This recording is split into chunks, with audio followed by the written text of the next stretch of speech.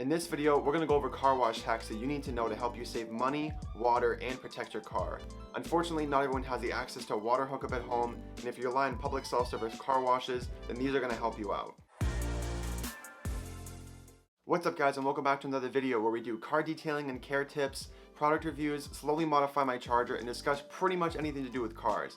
If this is your first time tuning in, my name's Anthony. If you've already subscribed to the channel, welcome back. This first hack is to help you save money. Depending on the car wash, I've seen them in my area vary between $1 all the way to $4 just to get the water started.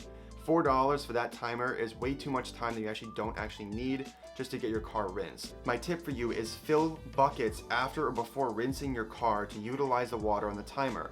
Obviously, if you have to put a couple more quarters in for a little bit more time, depending on the bucket size and how long it takes to rinse your car, that's obviously going to happen. But bring buckets if you can, definitely. I've seen signs at car washes that say only buckets are allowed if people aren't waiting. So I find the right time when no one is there, you're more able to get a better wash on your car if you aren't rushing. By filling the buckets with soap and water, it gives you the benefit of not having to keep running over to the quarter machine to keep feeding quarters while you're washing a car, but at the same time it also gives you the benefit of using your own wash mitt because you have stored water right next to your car. Have an order in mind about what you're going to do. Having this system in place is going to make you more efficient when you're going to go do your pre and post rinse and utilize the time better. For me, I personally only turn the water on twice.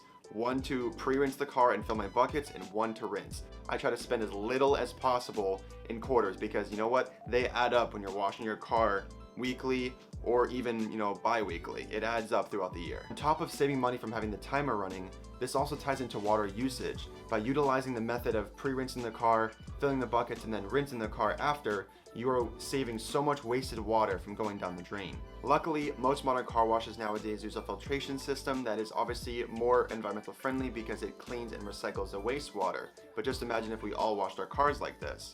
The average self-serve high-pressure wand utilizes 15 gallons per 3-minute cycle, compared to an at-home car wash where it's upwards between 40 and 100 gallons actually used during one car wash. We use so much water as a country. I mean, the average person uses 20 to 30 gallons per shower.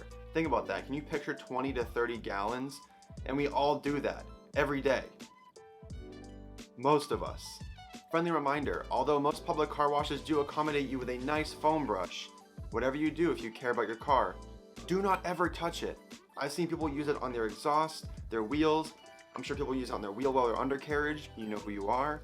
If you care about your car, you will not touch the foam brush. On top of not using the foam brush, be mindful of anything that's in the bay as you're pulling in, like any tough objects on the ground that could, damage your car or pop your tire, like bolts, screws, Nokia phones, heavy metal shards that fell off a dump truck.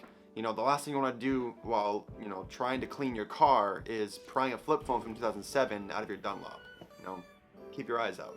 The next thing is something you should be doing already, even if you're washing your car at home, is do the wheels first. That way you're not spraying any dirt back onto the car.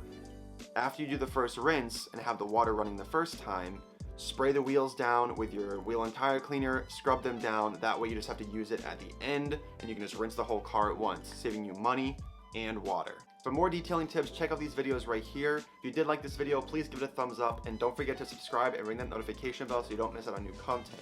Thank you guys so much for watching this video, and I will see you in the next one.